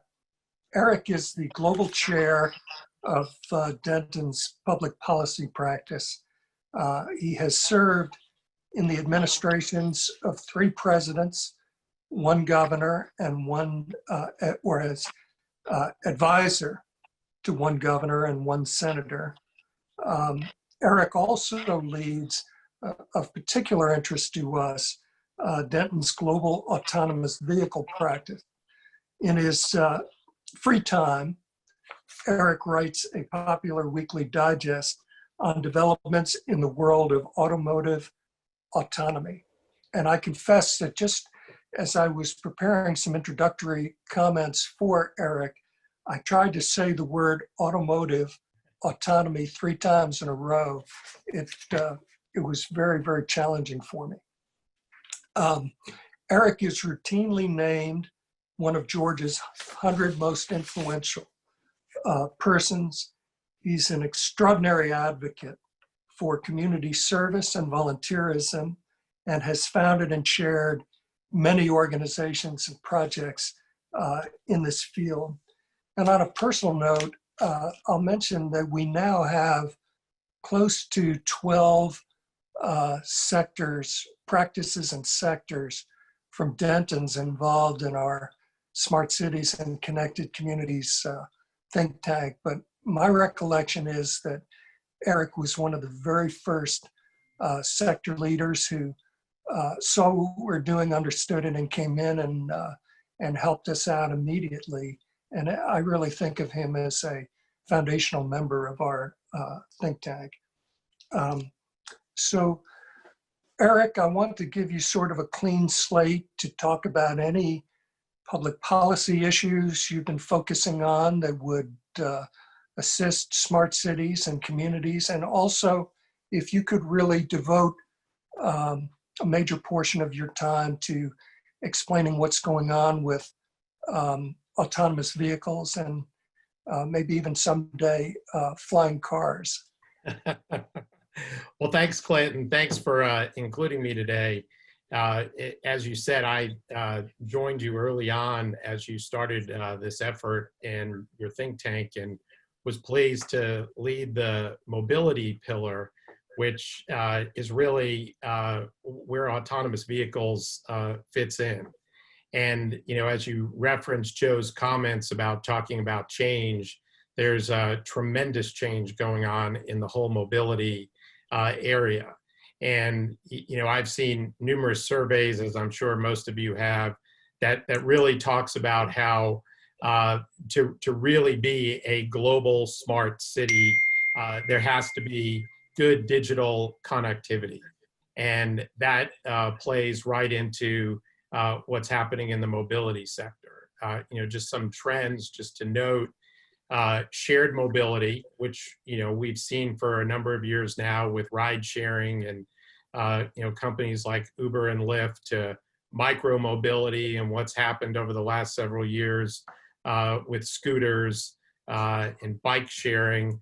And then now you're seeing a big movement towards digital information and fair payment integration, where you can use you can use your device to integrate payment and fare collection systems across all different modes of mobility. And then the other trend, and I think we're going to see more and more of this, is the commodification of transportation, where you can engage multi-modes of transportation to get from point A to point B, and factoring in distance between one destination to another, cost. You could be sitting at home and put in an address in your device that says you need to go to a certain location, and it can pull up all the different ways to get there and how much it will cost, and you could pick the one that makes the most sense to you. It may mean walking 2 blocks to pick up a bus, or having a rideshare car come to your house and take you to a different mode of transit to get to your final destination. So you're seeing more and more of these, and that's probably a good segue to move into talking about automation. But before talking about automation, I want to talk about electrification, because I think electrification really leads to automation. A lot of things happening in the whole area of electrification. Probably one of the most significant is the decline in costs, both in terms of battery costs, which, you know, several years ago, that was an impediment towards people buying an electric vehicle because it costs so much. Well, it is soon, probably within the next 5 to 10 years, it's going to cost the same to have an electric vehicle as it is an internal combustible vehicle. The other thing is the distance that a battery in a vehicle will take you. Dwayne mentioned, you know, some of the challenges of rural areas and, you know, their reluctance to electric vehicles because of the distance that it will take you. Well, battery technology is improving so much that now batteries can take you a lot further than they used to. The other thing too is that electric vehicles make so much more sense. Not just are they environmentally better, but, you know, if you think about it, an internal combustible engine vehicle can go 200,000 miles, maybe 100 to 200,000 miles during its lifespan, while an electric vehicle can go as much as 1 million miles. And it's because of things like that that I believe you're going to see a movement towards autonomous fleet vehicles. I should also mention, when you talk about autonomous vehicles, one of the best known features in terms of the autonomous technology is a system called LiDAR. LiDAR, about 4 or 5 years ago, used to cost $250,000 for a LiDAR component. It's now $250. So, you know, when you see the declining cost of the autonomous vehicle technology, coupled with the declining cost of battery technology and the distance that a car can go, you're very quickly seeing that we're going to move towards autonomous vehicles. The other thing too is that personal car ownership is going to continue to decline. You know, right now we all use our cars roughly 4% of the time. The rest of the time they're sitting in our garage or a parking lot. And so I'm a big believer in transportation as a service, and that's why I think we're going to move towards autonomous fleet vehicles, because those vehicles can be running all the time. And there's a think tank out of Stanford called RethinkX. They believe that by 2030, 95% of road miles traveled will be in autonomous fleet vehicles. Now that may be too aggressive, although I do think that they're not that far off. And you know, if individuals don't have to own a car, that's $2,000 of more disposable income that they have. Now, it's not without challenges. You know, as we talk about what cities need to do to plan for this, or communities need to do to plan for this, we obviously, you know, need to deal with the electric vehicle infrastructure. We need to think about how roads are going to be different, how buildings need to be different. When we look at zoning for new construction, you need places to drop people off, pick people up. So those are going to be some significant changes, but it's coming and we need to be prepared for it.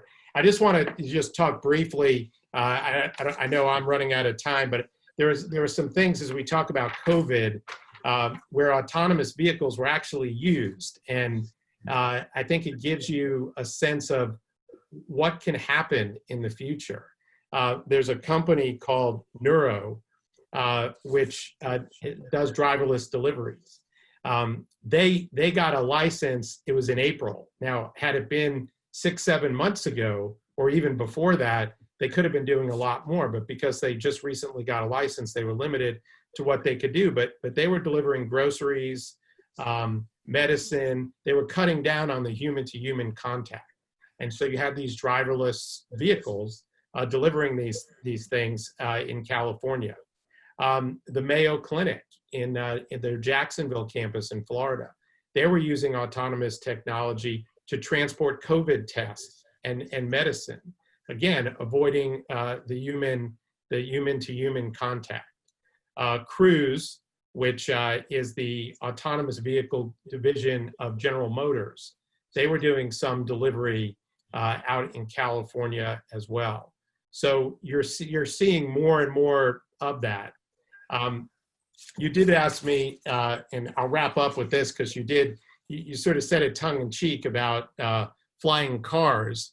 But, you know, before when I talked about the co-modification of transportation and the blending, you know, I saw a recent video that Uber put out of Uber Air, where it showed a woman working in a downtown office environment, leaving her building, going to an adjacent building to the top floor. She pulled out her Uber app, put in her destination, and she boarded what looked like a helicopter, but it was an Uber Air vehicle that flew her to her home in the suburbs, or actually to her area in the suburbs. And you look down and you saw the traffic on the streets. It lands in her suburban community. An Uber car picks her up and then takes her back home. And what could have been about a 45-minute to an hour-long drive in a car, she got home in 10 minutes. And that's not that far-fetched. And Uber is piloting this. There are other companies that are piloting this. I talked to a company not too long ago in Salt Lake City that's doing something very similar. So it's going to happen. And I always like to remind people about the adoption of technology and how quickly it is becoming. It took our parents and grandparents 30 years to embrace the use of a refrigerator. In 1985, McKinsey did a study and predicted that by the year 2000, there would be 900,000 people that would have a cell phone. Well, you know what the number was? It was 104 million. And it just goes to show you that over time, technology is moving so fast. And I think you're going to see that in the automotive space. And it's not going to be long before we're all, you know, passengers in an autonomous vehicle. I really believe that, Eric. What percentage in the figure you gave in 2030 or 2035, what percentage of autonomous vehicles do you think will be electric vehicles? I think they all will. I mean, there may be a small percentage using some other technology, but I think for the most part, they're all going to be electric vehicles. It just makes the most sense. The vehicles can go far distances for you know, a longer period of time. So in addition to hopefully addressing congestion and other types of issues, if once Jason and Rodney take care of the social infrastructure piece, we really have a chance to substantially decarbonize through beneficial electrification. Yeah, on the social piece too, I believe that autonomous vehicles can actually help, you know, in terms of helping some at-risk communities that right now have challenges with transportation, whether it's the disabled, the elderly, and even autonomous vehicles that are roaming streets and fleets. You know, it doesn't matter what part of a city that they're operating in, and they can provide transportation opportunities to people right now that are having challenges. And it's those transportation opportunities that can take them to job centers. So I think autonomous vehicles will be a very big plus when you look at social infrastructure. I've seen photographs of the neuro vehicles that you mentioned, and it's not surprising to me that that will take off very, very quickly. And I hope you're right also about autonomous flight. I'm looking forward to that, selfishly. Thank you so much, Eric. And our final panelist, Anna Sieken, is the inaugural executive director for the Institute for Energy Innovation at Carnegie Mellon. So she has one of the more exciting jobs in the United States, I would say, or maybe in the world right now. Prior to her current role, Anna held senior positions with the Green Building Alliance, which is one of the largest chapters of the U.S. Green Building Council. Anna has received a number of awards. The ones I would like to mention is Women in Energy Leadership, Women of Achievement, and Women of Influence awards from prestigious organizations in Pittsburgh.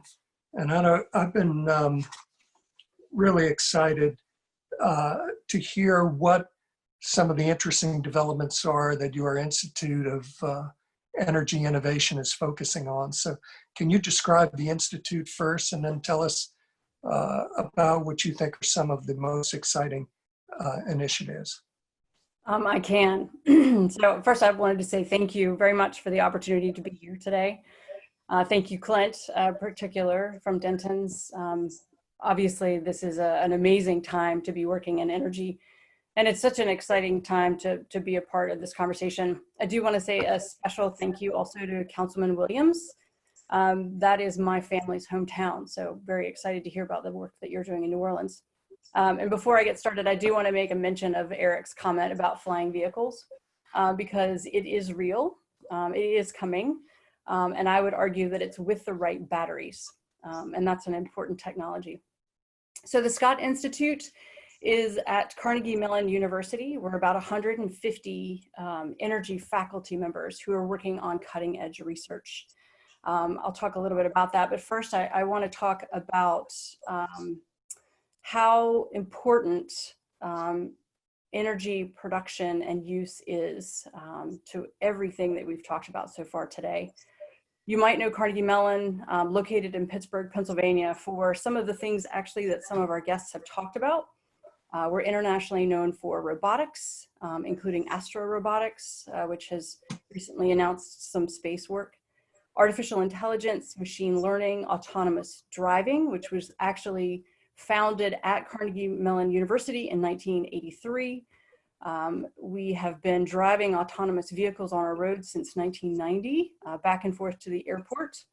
And I will also mention that we are considered the birthplace of computer science. The first conference call, interestingly enough, was held 50 years ago this month. So Zoom, you're welcome. But with all these technologies, we have an enormous opportunity to impact energy use, and how we allocate and create energy in the future is really going to be imperative. So our institute at Carnegie Mellon addresses some of the most important energy-related challenges by enabling collaborative research, strategic partnerships. We do a lot of work with public policy, entrepreneurship, which is very important to the work in energy, as well as education. So we're seeking to optimize energy resources, reduce the environmental impacts of energy production and use, and develop breakthrough technologies and solutions that can have meaningful global impact and accelerate the transition to a sustainable low carbon energy future.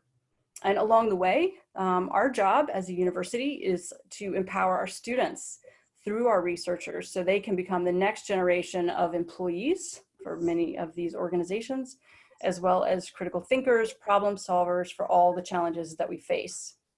So with the passing of every year, global energy and environmental outlooks, they continue to challenge all of us. It's just in 2020, it's even more important. But there are some bright spots which are important to note. There's the adoption of renewable energy technologies that continue to grow everywhere. There's evidence of state and local corporate entities taking on responsibilities that are not federally mandated. And energy and environmental topics are frequently featured in political discourse, including over the past couple of weeks. But obviously, the Intergovernmental Panel on Climate Change released a report a couple of years ago that says we don't have a lot of time. So we have to respond in full force as soon as possible to really combat these global threats. So our job is to accelerate the transition, but also to educate others on why it's so important. And we do that through programming and lecture series, webinars. We're doing our own webinar series right now that's looking at just energy. And we provide opportunities for a sort of an international audience. So a few things to sort of think about, so like macro scale and then micro scale. So last year, the Scott Institute actually convened what turns out to be 157 institutes within universities to talk about energy-related topics. We brought together more than 100 people, I guess we could say back when we could get together like that, from 32 states to really talk about the importance of clean energy for our future. And we also have highly cited work for all sorts of technologies, carbon capture, batteries, any number of different technologies. So with the pandemic, in these particularly difficult circumstances in the United States, it's compounded already unsteady energy economies, and there are many other uncertainties. So I want to talk about those really quickly and leave you with sort of 5 areas of focus that we're thinking about in terms of energy and climate challenges that have a couple of critical needs.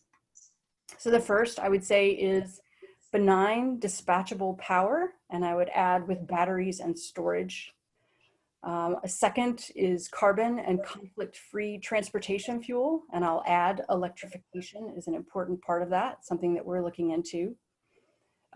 Atmospheric carbon removal and really thinking big picture and worldwide about energy.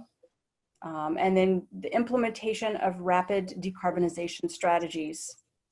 I would argue there's also a fifth that's really come to the light in the past few weeks, which is environmental and energy justice. Because as we know, energy is often created in ways that disproportionately impacts certain groups of people, and we really should be thinking about that. So how does all of this relate to a university like Carnegie Mellon? Well, it's innovation, and that is what we really do.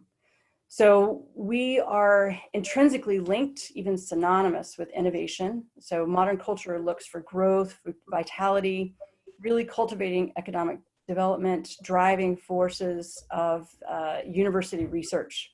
So we feel like it's really our job to be thinking about some of those innovative technologies for the future. I call myself a true energy nerd. It's difficult to convey the critical importance of imagination and innovation and really entrepreneurship, dedicated entrepreneurship, and looking at these pressing climate and energy issues. And so we do a lot of work with clean energy startups.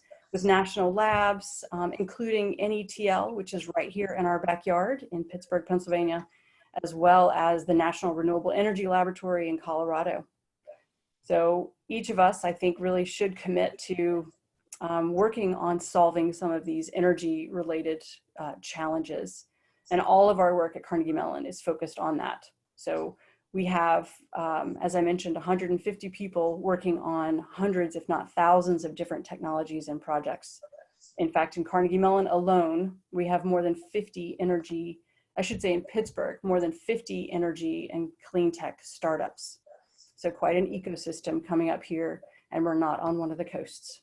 So I really wanted to just focus today on the importance of innovation, and I welcome the opportunity to have part of this conversation. Thank you.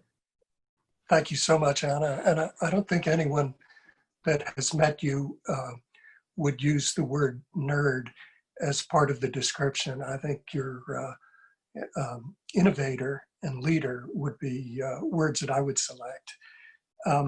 We have, I think, just enough time, if we're all relatively succinct, to go to our lightning round question, and taking again the challenge from our leader to Joe Andrew, leader of our law firm, to consider the fulcrum of change and add the word urgency into that discussion. I'm going to ask each of you to really describe what is the most important goal as a leader in your respective field that you have for the next 12 months. And I know you each probably have multiple goals, all of very, very high priority, especially in this turbulent time. But if you would select just your highest goal and just in a minute or two, describe what that would be. Rodney Ellis, let's start with you. I'll take the president of the council's phrase that he gave you, equity. With everything we do, if it's how we spend money on streets, on clean cities, whatever we do, you know, when we're taking our CARES money, if we do broadband, equity with everything we do. And the urgency is because I don't know how long this will last. You know, after Mr. Floyd, who's from Houston, after his tragic murder, everybody is opening up their hearts to inequities. And we have to be focused on right now stuff, not just long-term stuff. I don't know how long this will last. I've never seen it sustained this long, but it will pass. So in my backyard, I had an item on the agenda a couple of weeks ago to rename a Robert E. Lee Street. It's 3 blocks, it's a dead end. Being African-American, I thought I'd name it after Dolores Huerta. I thought my Hispanic friends would be happy. They were angry because it wasn't a significant enough street. So I had to call her back, tell her family I'm gonna pull her name off and do something else. Here's my point. We changed, named it Unison Street. Couldn't call it Union or Unity, anything else because you can't have a duplication. That was a front page of City State. The same agenda, we canceled this payday lending type Omni Group contract. Hope it's not one of our clients, by the way, where they put all these outrageous fees on you when you owe a ticket. 25,000 people will get a hold taken off their licenses, not a blip in the paper. So I want to make sure with equity, we do short-term, long-term stuff, and don't just get caught up on important things like removing Confederate monuments and getting rid of Robert E. Lee Street. But in some ways, that was cosmetic. Substantive stuff, and I'll close on this. One we can do. I'm proud to be a part of Denton's, largest law firm in the world. Milton Carroll's one of our best friends. He and I had this conversation. He's chairman of the board of our utility at Centerpoint. 3 minorities on the board, 2 women. He's the chairman of the board of Healthcare Services Corp. I was trying to find it. Probably one of the most significant Black CEOs in the country. Maurice Smith, I think, is CEO of Healthcare Services Corp, largest consumer-owned healthcare company in the country. King's last struggle was to integrate the money. And when you start talking about integrating boardrooms and the dollars, like that disparity study, that's when you have a real riot. Thank you. Truly so, Rodney, and CEOs as well. Our opening speaker, Paula Gold-Williams, is the only female African-American utility CEO in the United States. So we have lots of work to do. Dwayne Hiley. Thank you. So with the impacts that our members have seen because of COVID, a lot of people have lost their jobs. A lot of people are struggling to pay their electric bills. And for the next 12 months, we're going to be extremely focused on taking not just this green energy dividend where we had projected, okay, we can have stable rates while closing coal facilities and not have rate increases. In fact, over 10 years, we projected rate decreases, but now we're saying we need those rate decreases now. We can't wait 10 years. So we've got every employee in the organization mobilized, seeking cost reductions, and we're targeting a 10% rate decrease to our members at a time when they need it the very most because of the impacts for these affected communities. So that's not a smart cities initiative, but in a way it is, because it puts money back in the pockets of our member owners, the people who buy electricity from us, and they can use that money for other things. Thank you so much, Dwayne. Yeah, you're welcome. Jason. I would say that I think in this very weird Black Mirror Twilight Zone moment, we have room for exponential growth, right? And especially as it relates to government. And so as we talk about government's role in a smart cities initiative, I think we have a unique opportunity, and we should make sure that we endeavor to rebuild trust and to ignite the passion of the dejected and the disconnected citizen who has really given up on government and really given up on technology as being something that can solve their problems. So the CARES Act that you helped us put together, that is going to help pay utility bills to keep the lights on, as Paula Gold-Williams described as the biggest, most pressing needs in a poor city like ours, helping unemployed folks keep those lights on, number one. Number two, closing that digital divide for our kids, right? If we can make sure that however long this lasts, our kids can stay connected and keep learning. And then data, using data so that we can correct the ills of the criminal justice system. We've created these dashboards that allow citizens to see who's in jail and for what, who's been arrested, how much bonds are. And we're also creating a racial equity dashboard. And one of the dashboards that we created was a COVID-19 spread dashboard. And so those are very real ways that someone can see that smart cities initiatives, whether it be on the private sector or public sector, are things that are improving their day-to-day lives. So I think rebuilding that trust in whatever way works best for your town, we got to find those 1, 2, or 3 things that are going to make people feel like they're getting back on track, and Smart Cities Initiative is doing that. Thank you, Jason. The New Orleans City Council CARES initiative was created by the council to help citizens in New Orleans who found themselves abruptly unemployed, such as the members of the tourism industry that Jason mentioned earlier in his conversation. We were able to take some funds from a case that we had won at the Federal Energy Regulatory Commission, and also take some secondary storm reserve funds, not our primary reserve, but secondary. And we were able to put together $22 million immediately that could be applied to anyone who could simply show a letter from the Secretary of Labor for the state that they had been abruptly unemployed. And we were able to give a $100 credit for each of those citizens for the next 4 months on their utility bills, provided they made at least some attempt to pay the remaining portion of their bills. So it really helped people out immediately. I was totally impressed and proud of the New Orleans City Council and the way they went about that. Eric, how would you answer my question? Sure. So, our practice group and what I do every day is operate at the intersection of business, law, government, and politics. And what I think a role that we will continue to play, and if anything, I think there's more of a need right now, is to help bridge relationships between the public sector, the private sector, academia, to try and identify some of the great ideas that are out there and help our public officials understand the possible. Because, you know, as I said before, technology is moving so quickly.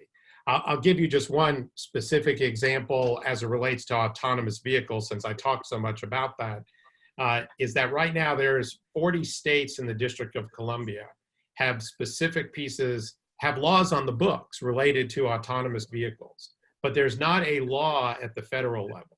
So you have this patchwork of laws all around the country that are inconsistent. And most of it right now is involving testing and piloting. But imagine if we had autonomous vehicles on the road and there'd be different laws in every state. When you cross state lines, you had to figure out what the laws were in that respective state. So one thing that our autonomous vehicle group is working on, which is a real priority, is working with our Congress and our federal officials to say, we need a national policy on autonomous vehicles because the technology is moving so quickly. And you know, failure to do that, it's just going to be utter chaos, and we're going to lose our, you know, place globally as a leader in this space. Thank you, Eric. And Anna, as a leader in energy innovation, what is your top goal? Well, I would actually say as a university, our top goal right now is what so many universities and school systems are looking at right now, which is how to bring our faculty and our students back safely. And I would really focus on students in that particular case. We have domestic and international students coming from all over. And our intent is to have as many of them as possible get back to work, get back to the classroom, and to have our incredible research continue. I would be remiss if I didn't mention that we have any number of technologies specifically looking at COVID and contact tracing, for example. There's an app called Novid that has been, was created by one of our faculty members, which is gaining some esteem. So I want to make sure that people are really thinking about the kinds of technologies they use. This one is Bluetooth enabled and has full privacy because you don't ever actually give away your information. Cybersecurity is going to become more and more important, and it's a focus area of ours. So as we're thinking to the next 12 months, it's reopening, it's making sure that we're focusing on the right things in terms of not only energy, but different technologies, and trying to help our students get to their next place. Thank you, Anna. This has been such an exceptional panel. I always learn from each of you. I was very saddened when we had organized this summit. We were really looking forward to having hundreds of people come to Washington, allow us to meet together and talk together and speak in the hallways and everywhere else. And the only silver lining is that I was able to choose people that I thought could, in a succinct way, really communicate essential messages to the members of our think tank and beyond. And each of you have done that. You certainly have exceeded my best expectations, and I'm deeply grateful to each of you for being with us. My teammate and co-chair of our think tank, co-chair of our global energy sector, Emma Hand, is also an exemplar for leadership. Recently, she was a leader of the energy bar, the entire energy bar globally. And she, as her major mission, she really introduced the concept of diversity and inclusion, which I would say we were very happy that she received the level of support that she did when she introduced this as a leader of our bar association. And Emma is going to close us out today and give us an idea of what we'll be looking at tomorrow morning. Emma? Hi, everybody. This has been a terrific discussion, and I just want to echo Clint's thanks to all of our speakers and our panelists today. As I have been listening, kind of two major themes came across today to me. One was connectedness and the need for connectedness, both for government to be connected to its essential workers, its utilities, its communities that need support. Connectedness is really critical to being able to identify those needs and to identify the resources that might be available to meet the needs. The need to connect the isolated and to ensure that communities are not being left behind.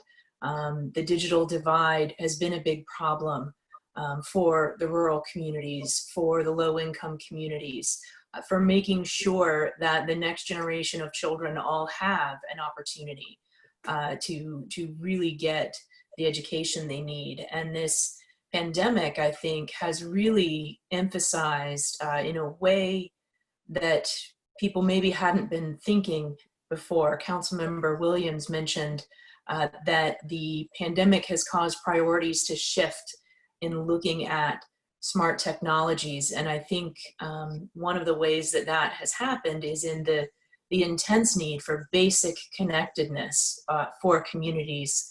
And Dwayne Hiley spoke about a slightly different form of connecting with the communities that are being left behind, of being aware of where progress is causing a negative economic impact on a community, and reinvesting in that community, reconnecting with that community, making sure that they are being brought along with change. You know, as Paula Gold-Williams mentioned this morning, be part of the change. Connectedness is how we can help everyone be part of the change rather than being left behind by the change. And so, you know, and Eric speaking with autonomous vehicles, and there is great potential there for autonomous vehicles to help with connectedness of elderly patients who need to get to the doctor who can't drive their own car anymore. You know, having an autonomous vehicle could completely change the dynamic of being able to receive good medical care and stay in your home at the same time. Or if you think about people who are suffering from various disabilities or various illnesses that make it difficult for them to drive a car safely or to drive at all. Having an autonomous vehicle can help them be better connected to the rest of the community. And so I think, to me, that connectedness is one of the big themes that was coming across that I was hearing from all of the panelists today. Of, you know, one of the places that we're really seeing a shift and an emphasis in our thinking on smart cities and communities. And I think the other big theme that I was hearing was preparedness. This pandemic was, I think, surprising and shocking to a lot of us, you know, in terms of not really having thought something like this could happen in this day and age. But, you know, as the comments today, I think maybe it was Paula had indicated it, it's not the first pandemic, and it most likely won't be the last. As we are more and more global, people come into contact more and more often, and it's harder to shut down those lines. As we have seen, it is very difficult to try to keep people isolated from each other. And so preparing for the next pandemic, preparing for the next big crisis. I know Councilmember Williams is very aware, being from a city that has to prepare for major storms every year. You know there's going to be a big crisis. You don't know when or where it's going to hit, but you've got to be ready for it. And that is, you know, a theme that I think the rest of the world is very slowly starting to wake up to. There are lots of places where people have been very comfortable for a very long time. And this is all very uncomfortable. And so in thinking of, you know, as Joe Andrews said this morning, there is no new normal. So how do we prepare for the next big crisis? And the pandemic, again, you know, in terms of shifting our priorities of what we would be asking digital technology to do and innovation to do, being able to preserve our communities and the connectedness of our communities in times where we would ordinarily have a difficult time being together and reaching out for each other is a really critical function. And, you know, also just simply being ready for the future. As Joe reminded us this morning, the pace of technological change is so much faster than human adaptability. You know, how can we use smart city technology to try to bridge some of that gap? We have to be ready for the technology. Somebody's going to invent it somewhere. And we've got to start getting our local authorities, our governments, you know, even our hospitals and our community services ready and understanding that technology is going to change life for everyone, and how are we all going to adapt and be prepared for that. So those were a few of the themes that kind of came across for me today on connectedness and preparedness. And so just thank you very much to all of our panelists. It was a great discussion. And then I wanted to remind everyone we have a terrific set of discussions happening tomorrow as well, and we hope everyone will dial back in and join us. We're going to have a couple of wonderful keynote addresses, one by the former U.S. Secretary of Energy, Dr. Ernest Moniz, and also by the former Director of the DOE's Office of Energy Policy and Systems Analysis, Melanie Kenderdine. And that is going to be followed by an amazing panel of groundbreaking developments for smart cities and connected communities, which will include Fred Bonnewell of CPS Energy, Morgan O'Brien of Anterix, Justin Driscoll of the New York Power Authority, Chantal Bernier of Denton's Canada, Lisa Brown of Johnson Controls, and Gregory Katz at the Smart Surfaces Coalition. So it should be a very interesting discussion tomorrow, and we hope that you will all join us. And we are also shortly going to be sending a link to everyone who registered for the summit to the publications library for the Denton's Global Smart Cities and Connected Communities think tank. We have just recently published our next batch of thought pieces, and we look forward to sharing those with everyone and hope that you'll check them out, and hope that you will consider contributing in the future as well.